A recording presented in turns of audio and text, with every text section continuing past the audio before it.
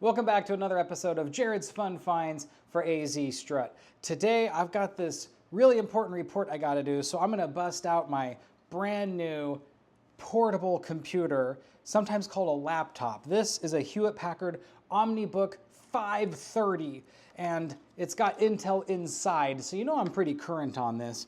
It is Microsoft Windows compatible. I don't know if you can see it, but there's a little tiny logo right there. And I'm gonna get to work, but I noticed something odd about this. There's no trackpad. There's no trackpad. There's not even a track stick. So how do I interface with the screen? I know. Why didn't I think of this sooner? If you look really closely, you can see a picture of an actual mouse on this button. So let's push that button and see what it does. No! This is the built-in mouse that comes with the laptop. Look at that. Isn't that the coolest thing you've ever seen? Not only does the mouse just pop right out, but that means you don't have to worry about batteries ever because it's connected. And this is what makes this really exciting. This is an optical mouse. Remember, back in the day when this was a new computer, pretty much every mouse still had the old ball inside there. And so those things would get, kids would take them out and they would lose the balls. And you know, the old regular ball mouse was the way to go. This is an optical mouse way early in the game.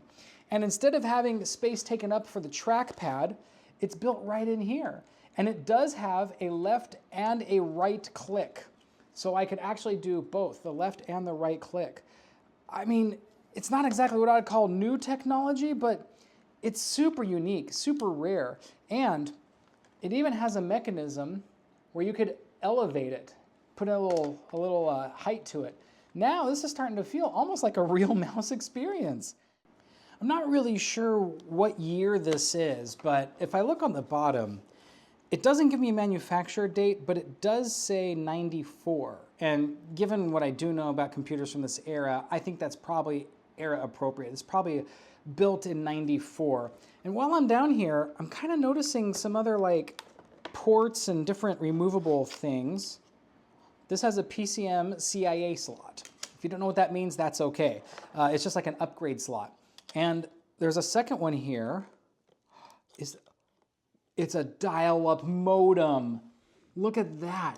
So it has this little tiny like pop-out thing, and then you can insert the wire for the telephone connection vertically into this. Instead of like a horizontal plug, it's a little pop-out with two pins just kind of chilling there. And you can insert the wire there. So that's pretty cool, seeing a small PCM CIA modem slot like this. Yeah, there it is. Wow, 14.4, that's the speed, which again, this makes me think this is definitely a 94 computer. This is the kind of computer they probably used in the movie Hackers. You know, that kind of portable, ultra cool features, but in hindsight, wow, it's not as powerful as you would think.